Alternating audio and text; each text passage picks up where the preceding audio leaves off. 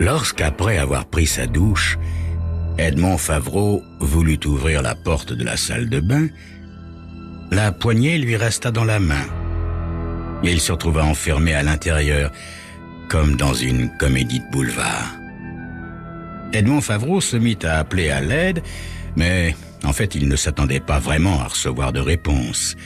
La maison était fermée pour l'été. Il était le dernier à quitter les lieux. Sa femme, ses 2 enfants, la bonne et la cuisinière, étaient tous partis.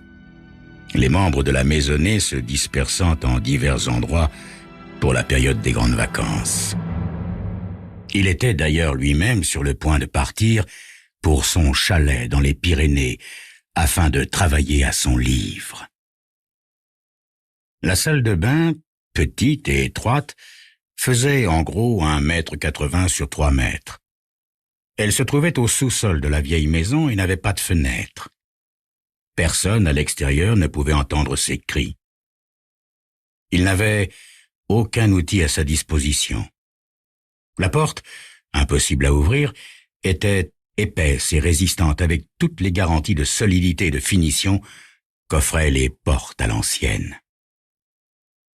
Edmond Favreau, 53 ans, homme d'ordinaire hautain et acerbe, se mit à appeler à l'aide d'une voix de plus en plus aiguë en martelant violemment la porte de ses poings.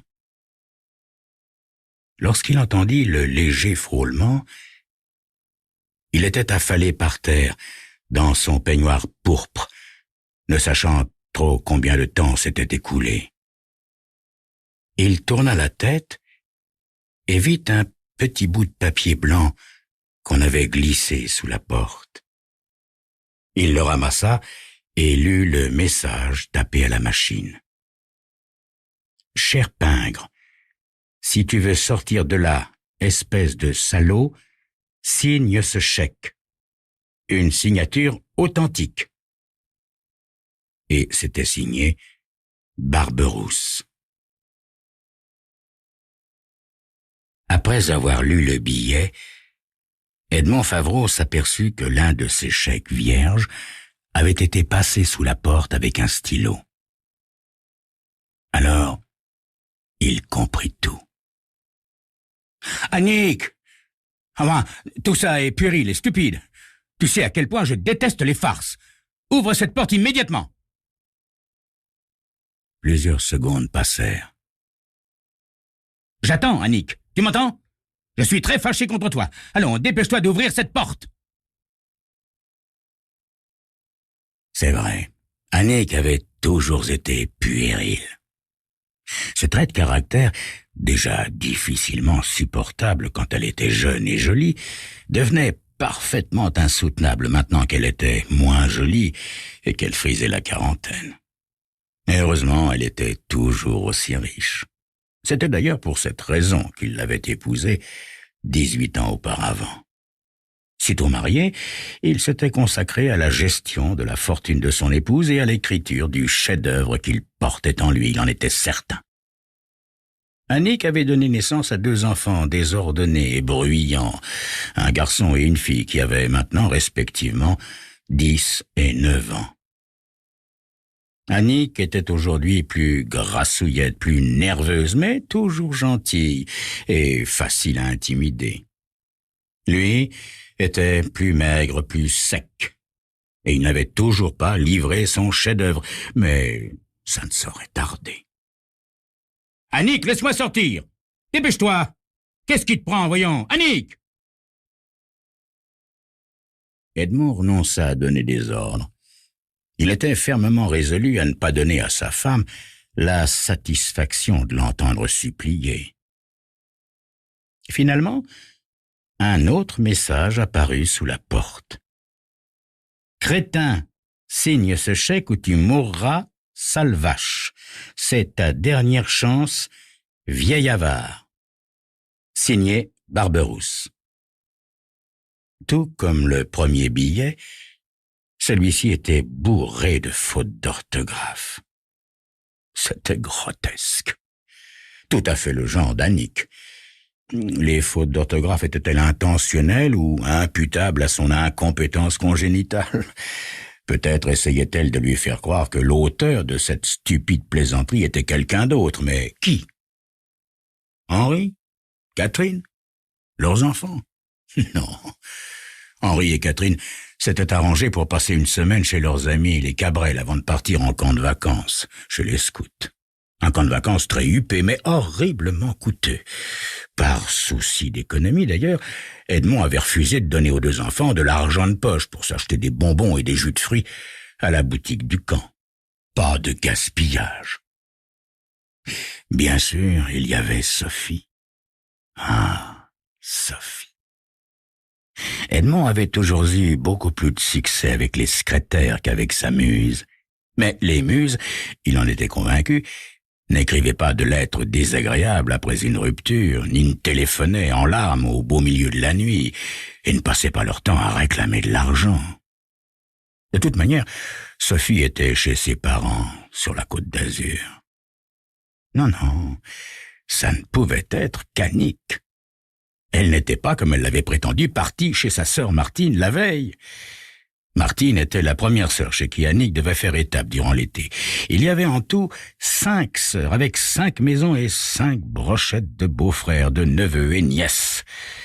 Annick avait bourré la voiture de bagages, de raquettes de tennis, de cadeaux pour les neveux et nièces. Elle avait tressé en queue de cheval ses cheveux blondasses, enfilé un jean et un sweatshirt, et, à sa grande surprise, elle était redevenue la jeune fille épanouie, débordante de gaieté qu'il avait connue à la fac.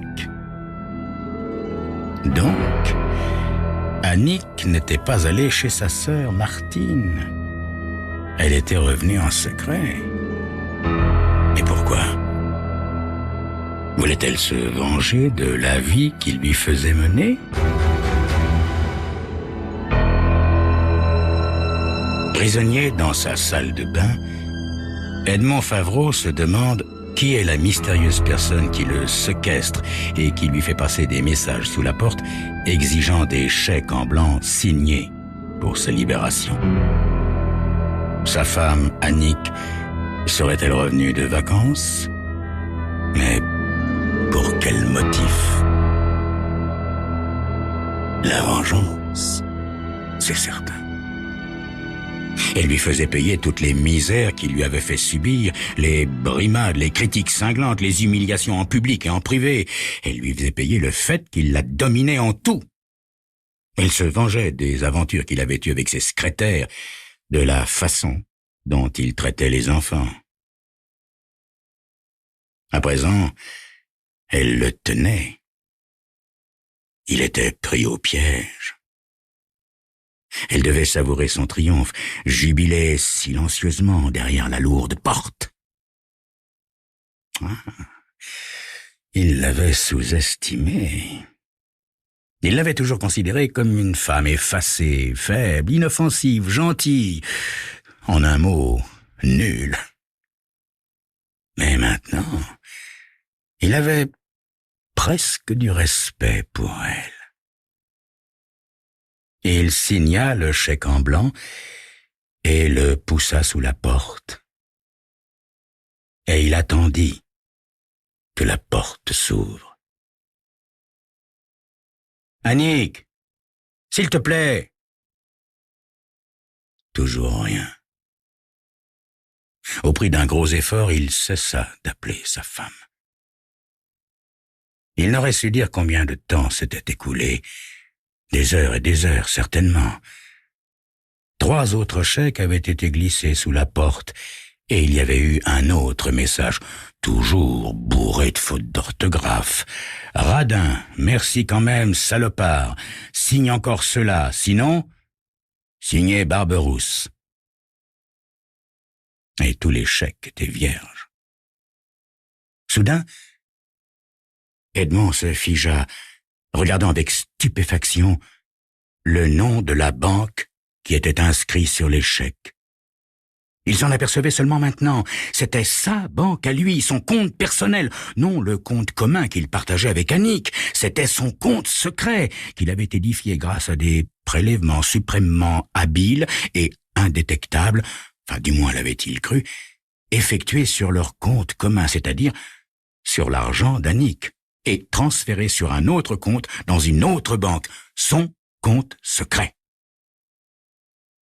Il aurait juré qu'une femme aussi confiante et stupide qu'Annick ne se douterait jamais de rien.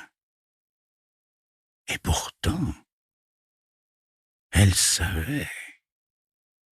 Elle avait découvert le poteau rose. Mais alors, elle pouvait retirer jusqu'au dernier centime qu'il avait sur son compte.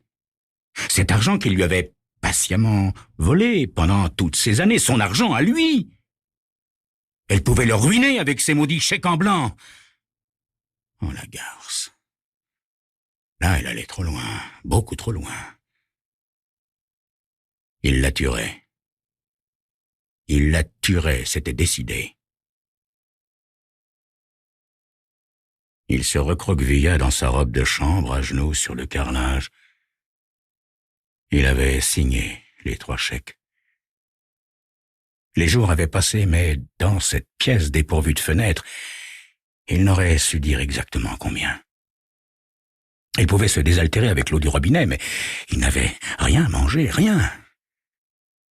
La porte demeurait obstinément close. Il n'y avait plus le moindre bruit de l'autre côté de la porte. Il avait collé son oreille contre le panneau, retenant son souffle. En vain. Peu à peu, il en vint à penser qu'elle avait peut-être l'intention de le tuer. Pas seulement de le punir, de lui prendre son argent, de l'humilier avant de le libérer, non, non, l'intention de l'assassiner, de le laisser mourir de faim. L'ironie de la situation, c'était qu'elle pourrait le tuer en toute impunité. Ouais. Annick, cette femme idiote, dépourvue totalement d'imagination, pourrait commettre le crime parfait. La seule et unique chose qu'elle aurait réussi dans sa vie, ce serait le meurtre de son mari. Bien sûr, la police conclurait à un accident stupide. Si jamais il sortait vivant de là, il ne mettrait plus jamais les pieds dans une salle de bain. Mon Dieu. Mourir de faim. Brusquement, il y eut un léger frôlement. Un autre chèque apparut sous la porte. Et il s'empressa de le signer. Il n'aurait su dire combien de temps il avait sangloté, crié, supplié. Le visage qu'il vit dans la glace au-dessus du lavabo était méconnaissable. C'était une autre personne qu'Edmond Favreau qui était pris au piège et qui hurlait et martelait la porte à coups redoublés. Il s'allongea sur le carrelage et somnola. Il rêva de foie gras, de volaille, de madère, de bon vin. Il fit des cauchemars. Il se mit à crier « Je t'aurai, je te punirai, je te ferai payer ce que tu m'as fait. Tu le regretteras, tu verras. Attends seulement que je sorte de là. Je t'apprendrai, moi, tu le regretteras. » Bon, d'accord, c'est vrai, j'ai emprunté cet argent, d'accord. Je l'ai pris, je l'ai volé, je l'admets. Je suis un voleur, j'avoue tout, je suis un voleur. Annick, comment peux-tu être si cruel? Ouvre-moi, je t'en prie, ouvre-moi, je veux pas mourir. Laisse-moi sortir, je t'implore à genoux, s'il te plaît, Annick. Pardonne-moi. Tu pourras faire tout ce que tu voudras, je te donnerai tout ce que tu voudras, mais laisse-moi sortir. L'argent est à toi, entièrement à toi. Je ne me mêlerai plus de l'éducation des enfants, je t'en supplie, Annick, ouvre-moi. À présent, il gisait sur le carrelage de la salle de bain, recroquevillé en chien de fusil. Il avait cessé de jurer, de sangloter, d'implorer, de prier. Le regard vide, il contemplait le mur en battant des paupières de temps à autre. Soudain, un bruit. Il tourna la tête et observa la porte. Elle était entrebâillée.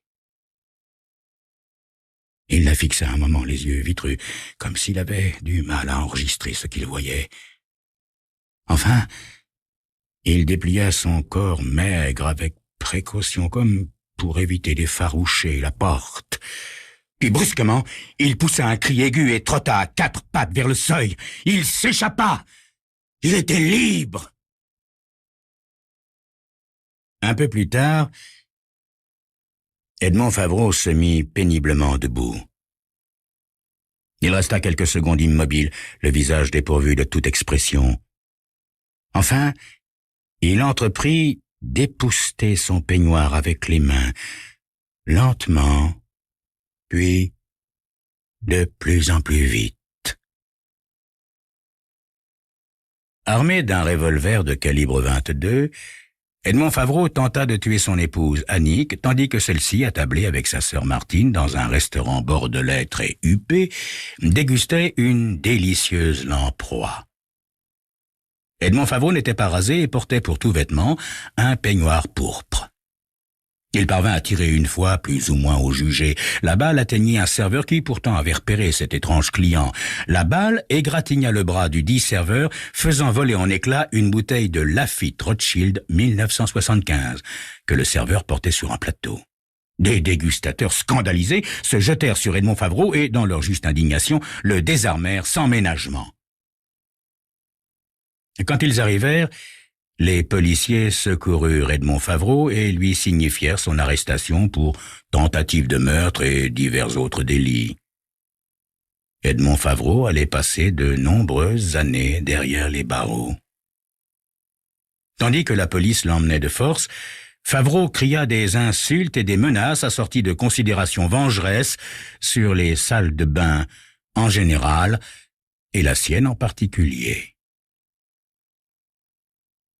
Presque au même instant, à des kilomètres de là, Taureau ailé, le chef de patrouille des scouts de Notre-Dame-des-Flots, déclara en secouant la tête. « Non seulement vous n'êtes pas allé chez Nicolas Cabrel, comme vous aviez promis à vos parents de le faire, non seulement vous êtes resté tout seul chez vous à faire je ne sais quelle sottise, mais en plus vous arrivez avec ça. Ça, campeur, c'est tout simplement une escroquerie. » Le chef de patrouille agitait en l'air une petite liasse de chèques bancaires libellés à l'ordre de Barberousse. Taureau ailé regarda avec sévérité les deux enfants Favreau, chacun arborant allègrement une Barberousse. « Que va dire votre père, hein ?» Le chef de patrouille examina de nouveau les chèques. Il y en avait 5 au total, et la signature qui figurait sur chacun d'eux ressemblait à s'y méprendre à celle de M. Favreau. Les sommes indiquées étaient les suivantes. 6 francs 50, 11 francs, 8 francs 50, 27 francs et 9 francs. Le petit garçon protesta avec vigueur. « Après tout le mal qu'on s'est donné, chef, vous allez quand même pas nous dire qu'avec tout cet argent, on pourra pas s'acheter des bonbons à la boutique du camp. Enfin, tout de même. »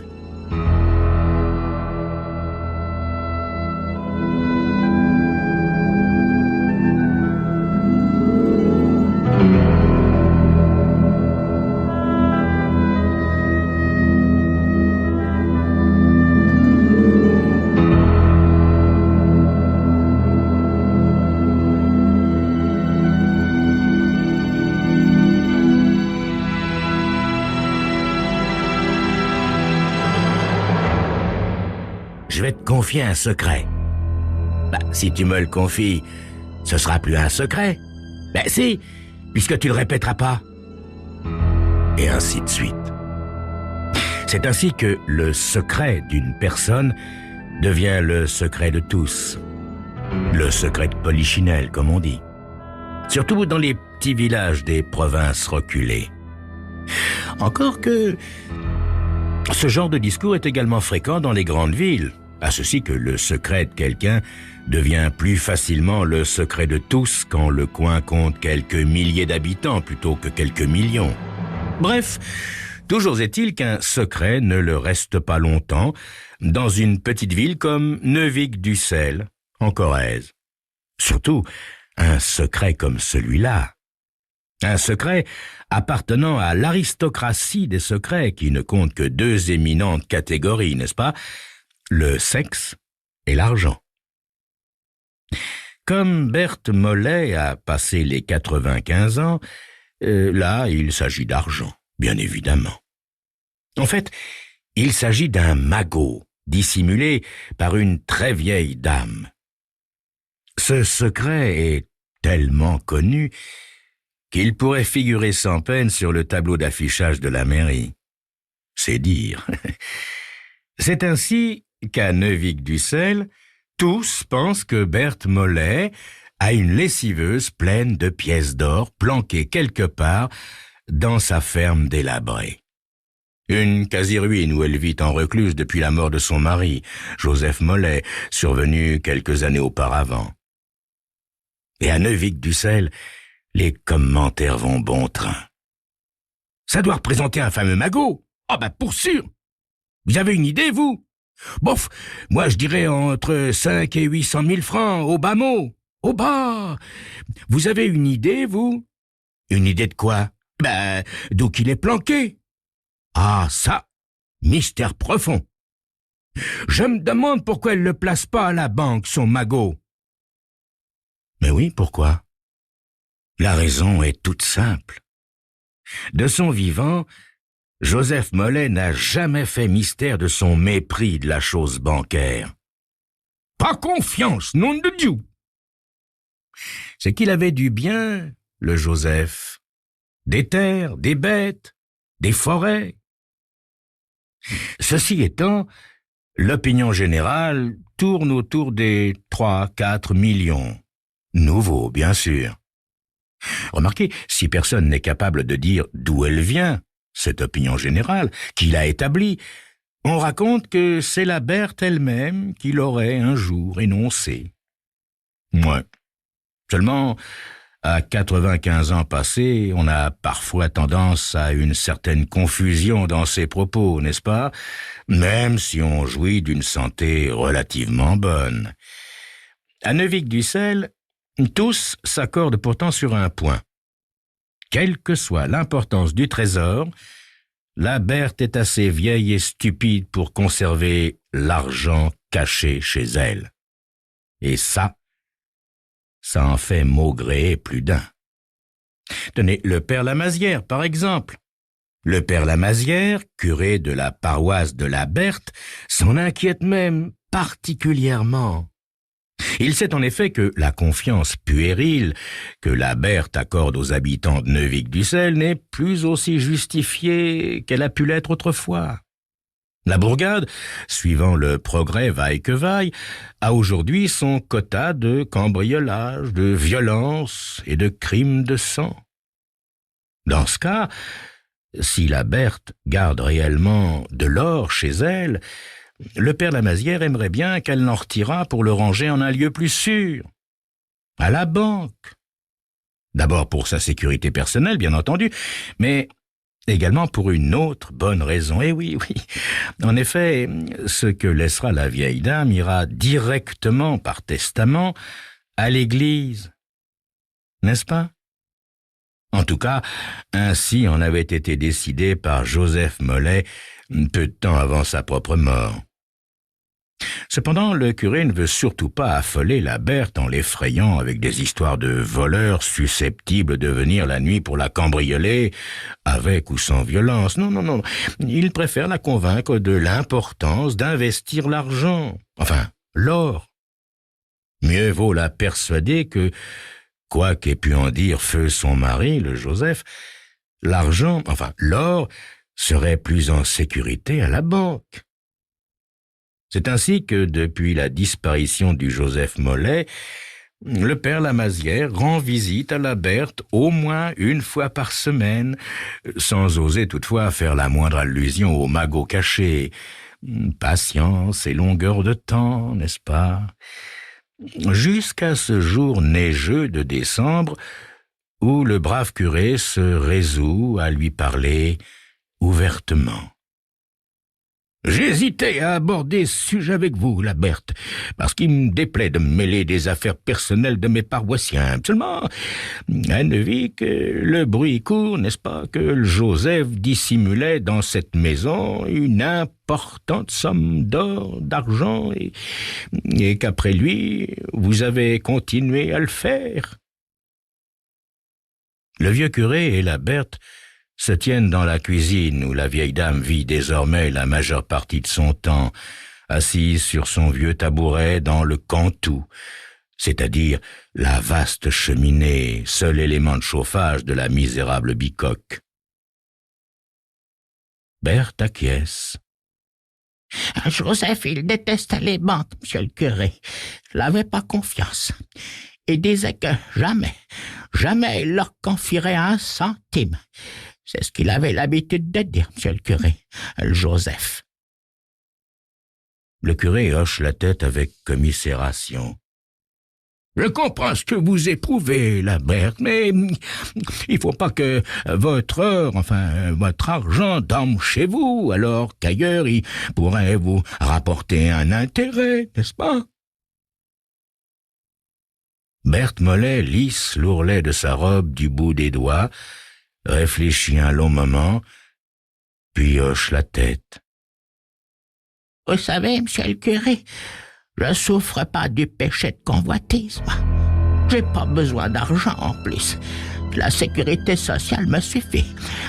Il ne me faudrait de l'argent que pour une urgence, voyez, s'il m'arrivait un accident.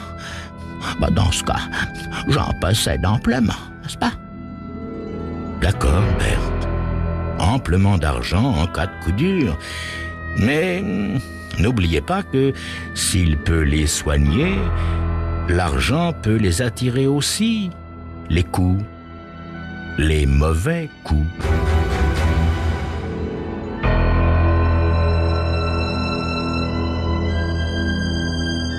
En France, les petites villes de province sont réputées pour leur commérage. Dans ce cas, allez donc garder un secret. Tenez, prenez l'exemple de Berthe Mollet, 95 ans. Tout le monde sait, à Neuvic-Dussel, en Corrèze, qu'elle cache un magot fabuleux chez elle. Ce qu'on ignore, c'est la somme exacte. Cela dit, un magot est un magot. Le vieux curé, qui sait que l'Église sera le légataire universel de Berthe Mollet, essaie de la persuader de placer sa fortune, quelle qu'elle soit, en banque, avec intérêt. C'est trop stupide, n'est-ce pas? L'argent qui dort. Mais il n'y a rien à faire. Pour Berthe, les banques, c'est voleurs et compagnie. Le vieux curé se lève et pose une main apaisante sur l'épaule de sa paroissienne. Bon, je vais vous quitter, la Berthe, mais je reviendrai bientôt vous voir. Réfléchissez à ce que je viens de vous dire, hein? Réfléchissez, Berthe. Je sais bien que le Joseph n'avait confiance que dans les espèces sonnantes et trébuchantes, mais de nos jours, un compte en banque est parfaitement sûr, la Berthe. Le carnet qu'on vous remet, c'est comme si vous aviez les billets, la Berthe. Vous m'entendez? Comme si vous aviez les billets. La vieille se contente de hocher la tête. Elle fixe le mur de ses yeux pâles, le regard vague. A-t-elle entendu le curé, ou a-t-elle laissé vagabonder son esprit pendant qu'il discourait? Le père Lamazière ne saurait le dire. Il sort de la maison en hochant la tête. Alphonse Pailloux s'immobilise devant la porte de la petite maison du curé, l'oreille tendue vers les voix qui discutent dans la cuisine. Alphonse Pailloux est un gars curieux, bizarre, avec de si petites oreilles. Pourtant, il sait toujours ce qui se dit dans un rayon considérable. Voici près d'1 an qu'il est chargé des travaux d'entretien de l'église. En fait, depuis le jour où, traînant en ville, il avait échoué là, affamé. Il est de ces errants comme on en voit depuis toujours circuler d'un village à l'autre sans but, ni départ, sans règle, ni argent. Des hommes libres, comme on dit. Parfois de braves types d'ailleurs, mais parfois des canailles, comme partout ailleurs. Le père Lamazière lui a proposé une petite somme d'argent, le gîte et le couvert pour effectuer les tâches nécessaires dans le jardin, derrière l'église, et partout ailleurs où un bricolage s'avérait. En voyant avec quelle dextérité, quelle rapidité l'Alphonse, ce gros type, s'acquittait des diverses tâches comme s'il s'était agi d'un jeu d'enfant, le brave curé lui a proposé de rester. « Vois-tu, Alphonse, il me faut un sacristain. Si tu acceptes de faire toutes les petites besognes utiles, je pourrais te verser un petit salaire régulier, n'est-ce pas ?» Alphonse accepta, et depuis, s'est exécuté sans cesser de rouspéter. Jusqu'à la semaine dernière où, pour Dieu sait quelle obscure raison, il a donné son congé. Aujourd'hui est précisément son dernier jour. L'une des voix qui parlent dans la cuisine du curé est précisément celle du père Lamazière. Alphonse reconnaît l'autre voix pour être celle de Lucien Mémac, un vieux fidèle qui est aussi l'un des plus anciens administrateurs de l'Église. « Je comprends que vous redoutiez d'épouvanter la vieille dame, monsieur le curé, seulement on doit penser à l'Église. » « Je sais, mon bon Lucien, mais ne pensez-vous pas que... » « Non, monsieur le curé. Quand la Berthe Moret rejoindra le Tout-Puissant, c'est à nous que reviendra sa fortune. Et le Seigneur sait à quel point elle nous sera nécessaire, Dieu. Nous devons absolument convaincre la Berthe de déposer son trésor dans une banque. Si elle peut se permettre de perdre les intérêts d'une telle somme, nous ne sommes pas dans le même cas, monsieur le curé. Avez-vous rappelé le testament et l'intérêt de l'Église, monsieur le curé? Non, mon bon Lucien, je me suis dit que ça manquerait de délicatesse. Allons donc, monsieur le curé. Il n'est pas indélicat d'évoquer ce qu'on souhaite pour l'Église, Dieu. Mais je crois qu'il faudra que je vous accompagne lors de votre prochaine visite à la Berthe. Après tout, Joseph et moi, on était des amis intimes.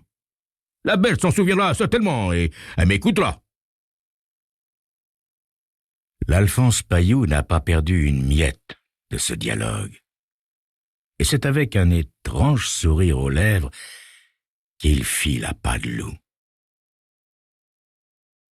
Vers 10 heures ce soir-là, la neige tombe drue lorsqu'Alphonse pousse la porte non verrouillée de la masure de la Berthe Mollet. La vieille dame est assise sur son tabouret dans son cantou. Souvent, les nuits froides et venteuses, elle dort dans son immense cheminée. Il y fait plus chaud que dans son lit, installé dans la pièce voisine. Quand Alphonse apparaît dans l'encadrement de la porte, elle ne dort pas, mais ne manifeste aucune peur en le voyant se planter là. L'Alphonse est tout couvert de neige et tient son chapeau dans ses grosses mains rougeaudes. Fixant le visage de l'homme, Berthe se dit qu'elle doit le connaître. Elle a, depuis quelque temps, des troubles de mémoire imprévisibles. Alphonse ne s'attarde pas à tourner autour du pot, surtout s'il est plein d'or. « Alors, la vieille, paraît que vous gardez de l'or dans cette bicoque ?» Berthe acquiesce d'un signe de tête. Sans doute quelqu'un de l'église. De toute manière, à quoi bon nier la vérité? « Alors, la Berthe, dites-moi où qu'il est, le magot ?» Berthe écarquille les yeux. Pas possible que ce grossier personnage soit envoyé par monsieur le curé. Elle fait non de la tête. Joseph ne lui a-t-il pas toujours recommandé de se méfier des étrangers? « Oh, que si, vous allez me dire où qu'il est, votre magot, la vieille !»« Je ne sais pas qui vous êtes. Et Joseph m'a bien recommandé de ne rien dire à personne. » Cette petite voix ténue agace terriblement Alphonse Pailloux. « Mais à moi, vous le direz, la vieille !» Et il empoigne la Berthe par le col de son vieux manteau. Comme la vieille femme ferme les yeux et se tait, il la secoue et la secoue encore. Au bout d'un moment, il s'arrête. la tête de Berthe Mollet retombe sur sa poitrine, inanimée. « Oh, ben v'là autre chose !» Alphonse regarde de tous côtés. Il se décide pour la cave. Intuition, expérience de rapine, allez savoir. L'endroit minuscule semble moisi, à part quelques vieux meubles qui tombent en poussière, rien, enfin, presque rien, car des pas ont dessiné leur empreinte dans la poussière. Ils partent de l'escalier vers le mur du fond. Alphonse les suit en souriant. Quand il aperçoit une pierre descellée, il rit franchement. Il enlève la pierre et plonge la main dans une cavité. « Quel sens de la charité, l'Alphonse, de réparer le mur de la cave de Berthe Mollet par cette nuit d'hiver !» Alphonse sursaute et se retourne. Lucien Meymac est là, qu'il menace d'un fusil. « Bouge pas, l'ami! Je suis peut-être vieux, mais j'ai des réflexes. Vois-tu, cet après-midi, t'as pas fui assez vite quand t'as écouté notre conversation au curé et à moi. J'ai eu des soupçons apparemment fondés. Allez, continue ce que t'as commencé. Mais attention, mon fusil est chargé. » Alphonse, rouge de colère et de honte, replonge la main dans le trou du mur et s'empare d'une sacoche de grosse toile cachée au fond de la cavité. En l'ouvrant, il pousse une exclamation de dépit. « Mais c'est un vulgaire cahier !»« Pas si vulgaire que ça, l'Alphonse. C'est un livret de caisse d'épargne. Mais comme monsieur le curé a persuadé la Berthe que c'était comme de l'argent, elle l'a caché comme de l'argent, ben vieux. » Alphonse reste là à fixer ce satané livret. « Allez, viens, l'Alphonse. Là où tu vas te retrouver, tu vas passer quelques années au chaud sans dépenser le moindre centime. Malheureusement aussi, sans avoir l'occasion d'ouvrir un livret de caisse d'épargne, nom de Dieu. »